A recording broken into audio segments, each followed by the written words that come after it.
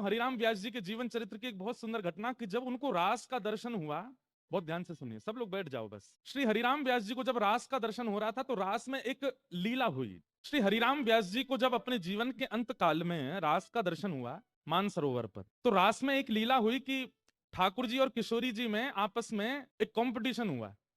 और कंपटीशन कैसा हुआ?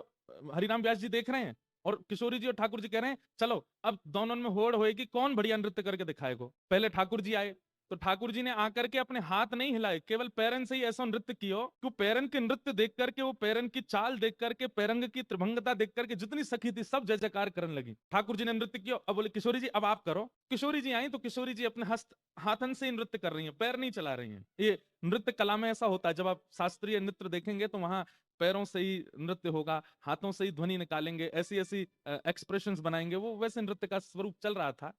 ठाकुर जी बोले हाथ अंते तो कोई भी नृत्य करेगा, पामन ते करके दिखाओ, हाथ नहीं हिलने चाहिए, बस पामन से नृत्य करो। तो किशोरी जी जैसे ही नृत्य करने आई तो आप नृत्य करते करते करते करते करते करते किशोरी जी ने ऐसी गति पकड़ी चरणन से कि सबके नेत्र खुले रह गए, अपलक नेत्रन से सब देख रहे हैं और श्री जी नृत्य कर रही हैं। हरिराम व्यास जी के नेत्र सजल हो गए किशोरी जी के नृत्य को देख के। लेकिन तभी क्या हुआ, किशोरी जी के एक चरण का नूपुर टूट गया। और जैसे ही नूपुर टूटा, तो जब दो चरणों से जब नृत्य होता है तो दोनों चरणों के नूपुरों की ध्वनि से ही गति बनती है। अब एक नूपुर जैसे ही टूटा तो एक पैर की गति की आवाज आ रही है, दूसरे पैर की नहीं आ रही। तो कहते हैं नौ गुण तोरी नूपुर गयो। हरिराम व्यास जी ने कितनी द्रुत गति, ये बताने का विषय नहीं है, ये तो आपको सोचना पड़ेगा, ये तो आपको अनुभव करना पड़ेगा।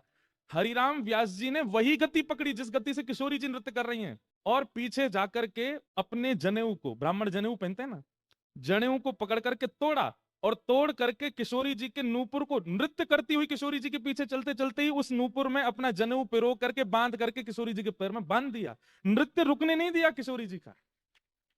नौ गुण तोरी नूपुर गयो महत सभा मधिरास के। ये बताने में मैं बता भी नहीं पाऊंगा, आप ऐसे समझ भी नहीं पाओ। ये तो चिंतन करना पड़ेगा कि किशोरी जी नृत्य कर रही हैं, इतनी द्रुत गति से नाच रही हैं, और तभी हरिराम व्यास जी ने देखी कि एक नूपुर की ध्वनि नहीं आ रही, तो पीछे पीछे दौड़ करके और किशोरी जी के